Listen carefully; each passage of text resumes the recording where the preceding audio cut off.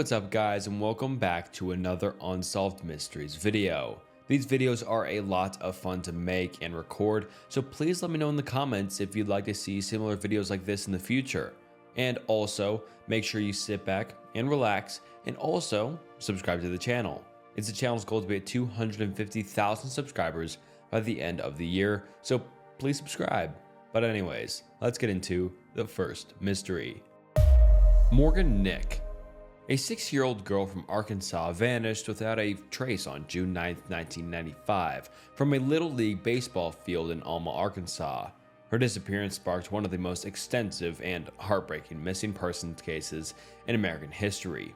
Morgan's case remains unsolved, but it has significantly impacted missing children advocacy and law enforcement procedures. The evening of Morgan's disappearance began as a typical summer night. Morgan attended a Little League game with her mother, calling Nick around 10:30 p.m. Morgan asked her mother if she could catch fireflies with her friends near the baseball field's parking lot. Although hesitant at first, Colleen eventually agreed, keeping a watchful eye from a distance. The children were only about 50 yards away. Although shortly after, Morgan's friends returned to the stands, but Morgan was nowhere to be found. Despite an immediate and frantic search, Morgan had vanished.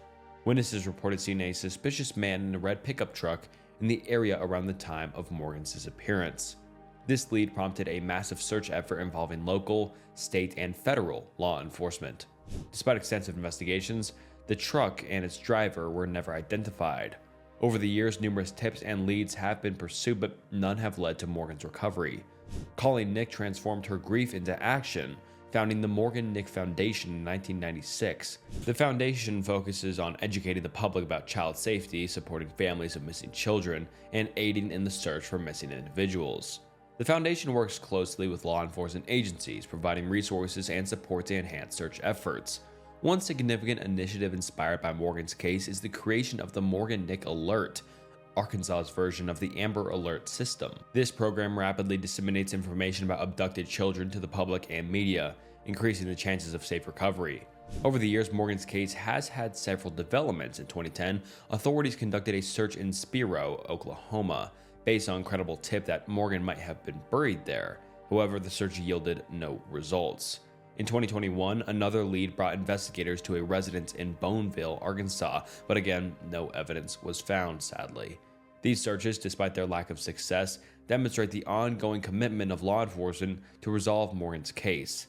Although, despite the years that have passed, Morgan's family and supporters do remain hopeful. Advances in technology such as DNA testing and digital forensics continue to offer new possible avenues for investigation on where Morgan went.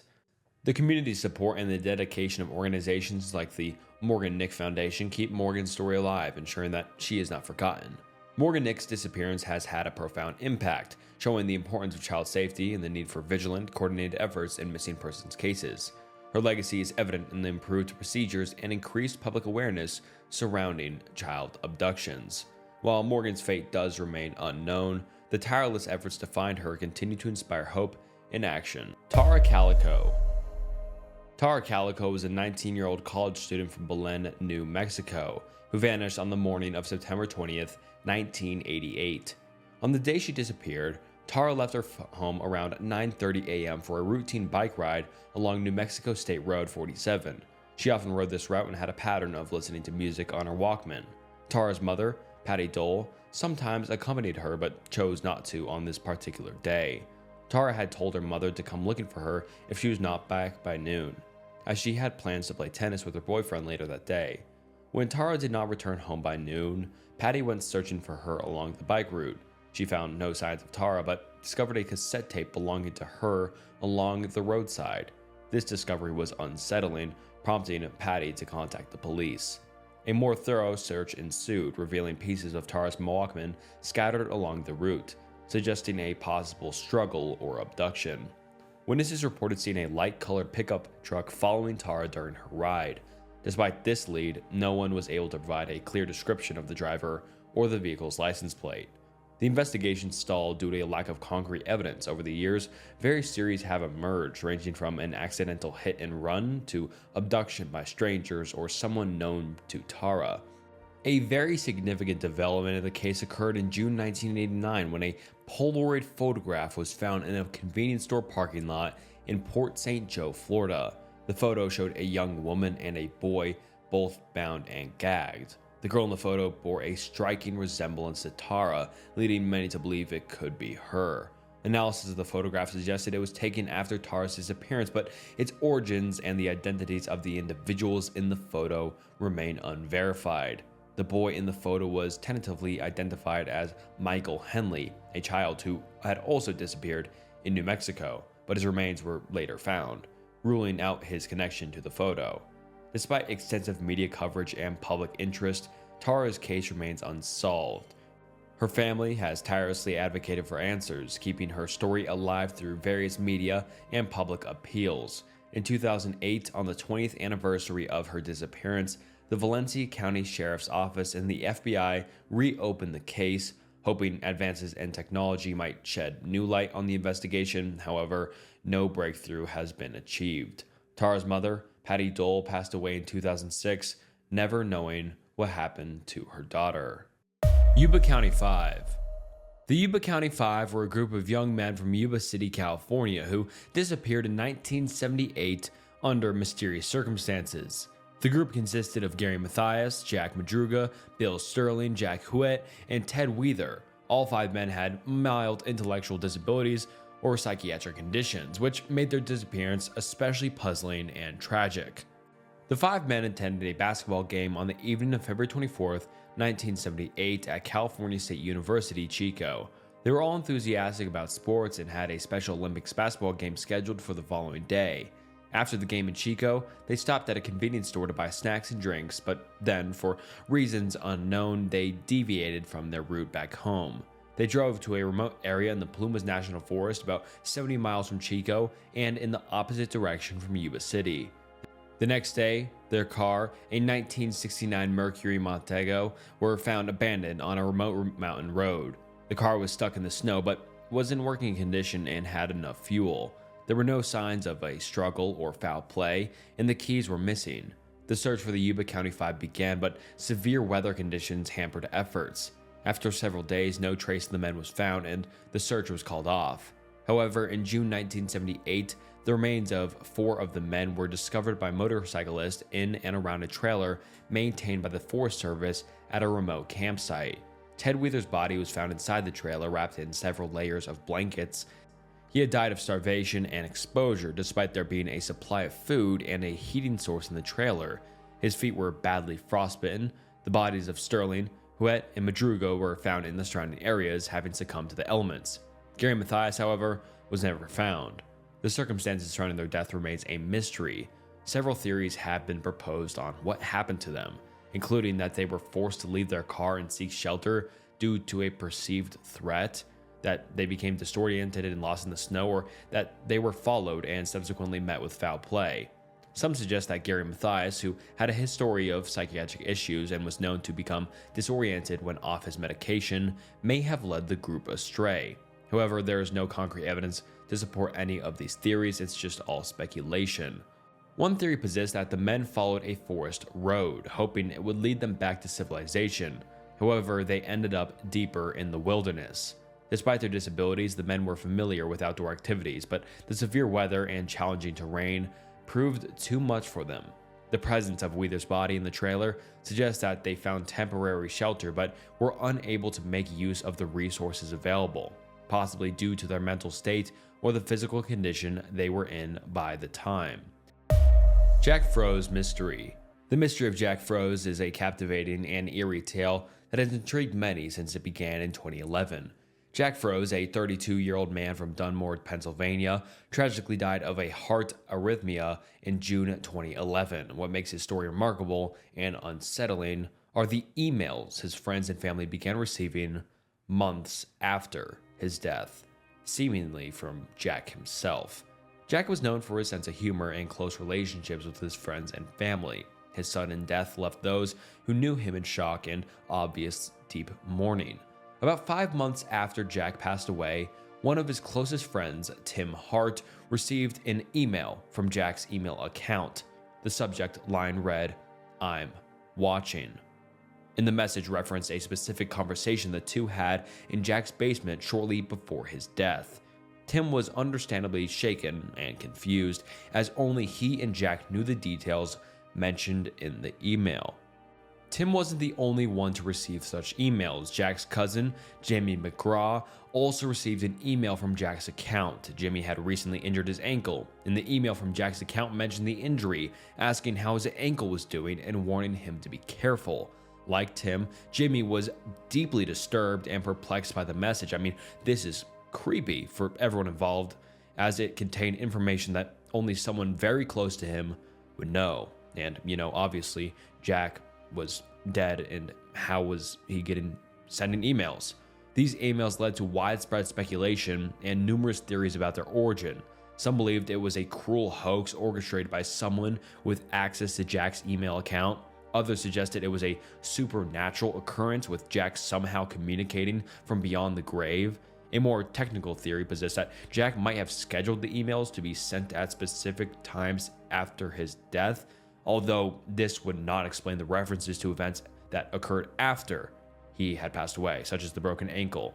Despite the theories, the true origin of the emails remains a mystery. None of Jack's friends or family members confessed to sending the emails, and no evidence has surfaced to indicate who might have been accessed to his account.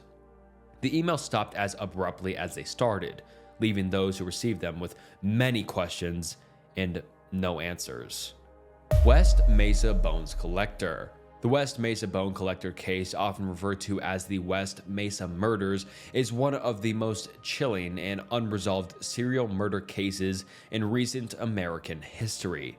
The discovery of human remains in 2009 on the West Mesa of Albuquerque, New Mexico, led to the realization that a serial killer had been operating in the area, targeting vulnerable women, most of whom were involved in drug use and sex work.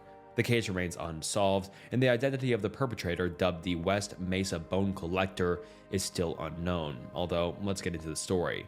On February 2nd, 2009, a woman walking her dog on the West Mesa found a human bone, which obviously prompted a police investigation. Authorities soon uncovered a mass grave containing the remains of 11 women and a fetus. The woman, aged between 15 and 32, had disappeared between 2001 and 2005. The victims were identified as Michelle Valdez and her unborn child, Jamie Barella, Monica Candela, Victoria Chavez, Virginia Cloven, Sedelia Edwards, Cinnamon Elks, Doreen Marquez, Julie Nido, Veronica Romero, and Evelyn Salazar. The discovery shocked the local community and drew national attention because this is obviously a lot of victims. Most of the victims had led high-risk lifestyles, which initially made their disappearances less likely to be thoroughly investigated. The remains were found buried in a very desolate area, and the lack of evidence at the scene posed significant challenges for investigators. Several theories emerged regarding the identity of the West Mesa Bone Collector. One theory suggested the involvement of Lorenzo Montoya, a local man with a history of violence against women. Montoya was killed in 2006 during an altercation with a woman who he had allegedly tried to murder. However, no concrete evidence linked him to the West Mesa murders. Another suspect was Joseph Blee, a man with a criminal record of SA. Blee was known to frequent the area where the victims' bodies were found, and his DNA was discovered on a prostitute's belt found near the crime scene. However, like Montoya, there was insufficient evidence to charge him with the West Mesa murders. But I mean, you literally found his DNA on one of the victims, so I'm not a detective or anything, but that seems like pretty telling evidence. Although, anyways, in addition to local suspects, the possibility of an interstate or transient serial killer were considered. The discovery of Celia Edwards' remains, who were the only victim not from New Mexico, suggests the killer might have traveled across state lines. Edwards was a runaway from Lawton, Oklahoma, and her inclusion among the victims hinted at a broader scope of the killer's activities, so it could be nationwide killing. The investigation faced numerous obstacles, such as the degradation of evidence over time and the vast area in which the bodies were buried. Despite these challenges, the Albuquerque Police Department, along with the FBI and other law enforcement agencies, continued to work on the case, following up on tips and leads. The West Mesa murders had a profound impact on the community. The West Mesa bone collector case remains in active investigation. Advances in forensic technology such as DNA analysis and digital forensics continue to offer hope that new evidence might emerge to identify the killer. Sherry Jarvis. Sherry Jarvis, known for many years as Walker County Jane Doe, was a 14-year-old girl whose identity remained a mystery for over 4 decades after her brutal murder in 1980. Her case highlights the tragic fate of unidentified victims and how advancements in forensic science that eventually brought her story to light. So it's important to, keep improving forensic science because it helps out on a lot of these cases. Even after 4 decades, it can be solved. On November 1st, 1980, the body of a young girl was found near Interstate 45 in Walker County, Texas. She had been essayed and strangled. The girl had no identification, and despite extensive efforts, authorities were overall just unable to determine her identity. Witnesses reported seeing her the day before at a truck stop in Huntsville, Texas, asking for directions to the nearby Elise prison farm. She told people she had run away from the Arlington area, but never revealed her name. For years, she was buried in a pauper's grave under the designation Walker County Jane Doe. The case went cold despite various attempts to solve it, including composite sketches and facial reconstructions distributed in hopes that someone might recognize her. The breakthrough came in 2021 thanks to advances in DNA technology and forensic genealogy. Authorities exhumed her body in 1999 for DNA extraction and worked with the New DNA Doe Project, a nonprofit organization that used genetic genealogy to identify unknown victims. By unloading her DNA profile to public genealogy databases, they were able to trace her family tree and eventually identify her as Sherry Ann Jarvis from Stillwater, Minnesota. Sherry had run away from her youth home in Minnesota a few months before her murder, with her identity finally confirmed. Sherry's family could mourn her properly and seek some form of closure. They described her as a loving and spirited girl who fell into overall troubled circumstances, leading her to run away. Her family had searched for her for years, never knowing what really happened to her. Identifying Sherry Jarvis reignited interest in the case, prompting a renewed investigation to find her killer. The Walker County Sheriff's Office, alongside other law enforcement agencies, continues to pursue leads, hoping to bring her murderer to justice. Public awareness of her case has increased thanks in part to media coverage and the dedicated efforts of organizations working to solve cold cases. Sherry's identification also highlights the power of forensic genealogy to solve long-standing mysteries. Although, in conclusion, the identification of Sherry Jarvis after more than 40 years represents a significant breakthrough in forensic science and cold case investigations. Her story is a testament to the dedication of law enforcement, forensic experts, and organizations committed to giving a name and dignity to unidentified victims. Although, while her killer remains at large, the renewed investigation offers hope that justice will eventually be served. Kevin J. Ayotte. Kevin J. Ayotte's case is a heartbreaking story of a young boy who vanished without a trace and has remained missing for decades. Kevin J. Ayotte disappeared on September 30th, 1982 from his home in Sugar Bush Township, Minnesota.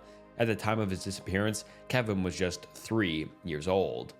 On the day Kevin went missing, he had been playing outside near his family's rural home. His mother, who was inside the house, checked on him periodically. Around 1:30 p.m., she realized that Kevin was no longer in the yard. Despite an immediate search by his family, there was no sign of the boy. The Beltrami County Sheriff's Police was notified, and a massive search effort was launched involving law enforcement, local volunteers, and even the National Guard. They scoured the woods, fields, and nearby bodies of water, but Kevin was never found. Over the years, numerous theories and leads have been pursued. Some believe that Kevin might have wandered off and succumbed to the elements given the dense forest and rugged terrain surrounding his home. Others feared he might have been abducted. Although despite these efforts, no substantial evidence has ever been found to determine Kevin's fate or whereabouts. Arlis Perry. Arlis Perry, a 19-year-old newlywed, was brutally murdered on October 12, 1974 inside Sanford Memorial Church on the campus of Stanford University in Palo Alto, California. Her case remained unsolved for over 4 decades, generating numerous theories and speculation until a significant breakthrough finally came in 2018. Arlis Perry, originally from Bismarck, North Dakota, had recently moved to Stanford with her husband, Bruce Perry, who was a sophomore pre-med student at the university. On the night of her murder, Arlis and Bruce had a minor argument, prompting her to take a late-night walk to clear her head and pray. She entered the Stanford Memorial Church at around 11:30 p.m. When Arlis didn't return home, Bruce became concerned and reported her missing to the campus police at around 3 a.m. Officers found the church locked and did not investigate further at the time. Later that morning, Stephen Crawford, a security guard, discovered her body inside the church. Arlis had been SA'd and brutally murdered, with her body arranged in a ritualistic manner, which is obviously super scary. She was partially undressed with an ice pack protruding from the back of her head. Her blouse had been torn open, and a candle was placed between her breasts, while another was inserted into her vagina. The gruesome nature of the crime scene led to widespread speculation about potential satanic or cult involvement. Over the years, several theories emerged, linking the murder to occult practices, including a controversial suggestion that it might be connected to the Process Church of the Final Judgment, a religious group that had been scrutinized by law enforcement. Despite extensive investigations, no solid leads emerged, and the case grew cold. Arlis's murder haunted the Stanford community and her family, remaining a notorious unsolved case for decades. However, a breakthrough came in 2018 when modern forensic technology finally provided a crucial piece of evidence. DNA evidence collected from the crime scene was re-examined, and it matched the profile of Stephen Crawford, the security guard who had discovered Arlis's body. Crawford had been a person of interest early in the investigation but was never charged. On June 28, 2018, law enforcement obtained a warrant to search Crawford's apartment. When they arrived to execute the search, Crawford committed S-word by shooting himself, effectively ending any chance of a trial or further questioning. The revelation that Crawford was responsible for Arlis Perry's murder provided closure to the case that had remained a mystery for over 4 decades. However, it also left many questions unanswered, including his motive and whether he had acted alone. The ritualistic staging of the crime scene continued to fuel speculation about Crawford's possible involvement in occult activities, though no concrete evidence has emerged to support this theory.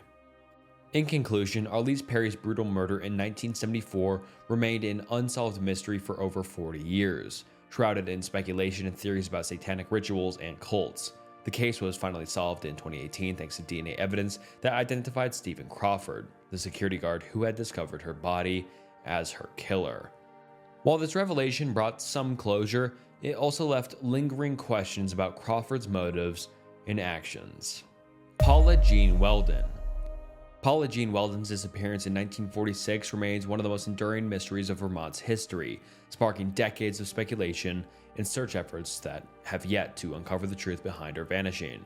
Paula Jean Weldon was an 18-year-old college student attending Bennington College in Bennington, Vermont.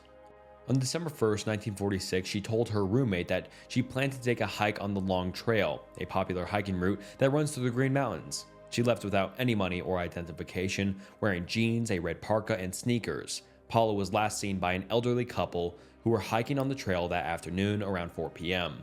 They reported seeing her walking ahead of them, and when they turned a corner, she had vanished. Despite extensive search efforts involving hundreds of volunteers, police, and military personnel, no trace of Paula Jean Weldon was ever found. The disappearance baffled investigators as there were no clues left behind to indicate what might have happened to her. Her case garnered significant media attention and became a focal point of discussion in the community and beyond. Over the years, various theories have emerged to explain Paula's disappearance. Some speculated that she had run away to start a new life elsewhere, while others suggested she might have fallen victim to foul play. Sightings and alleged clues occasionally surfaced, but none led to any leads that were concrete. The lack of physical evidence and the passage of time have made resolving her case incredibly challenging. Paula Jean Weldon's disappearance had a lasting impact on the Bennington community and family. In 2021, Vermont State Police announced a renewed effort to solve the case, using modern forensic techniques and reviewing old evidence. They hope that advancements in technology and forensic science might provide new insights into what happened to Paula Jean Weldon all those years ago. And alright guys, that wraps up Unnerving Unsolved Mysteries. I really hope you enjoyed this video because I would love to turn this into a series and keep this series going because they're just interesting to me. I love the Unsolved Mysteries. Super interesting. Let me know if you'd like to see more in the future, and make sure you like and subscribe to the channel. Helps out a ton. And as always, thank you so much for watching the video and watching it until the end. And yeah, anyways, stay safe and yeah. Until next time, see ya.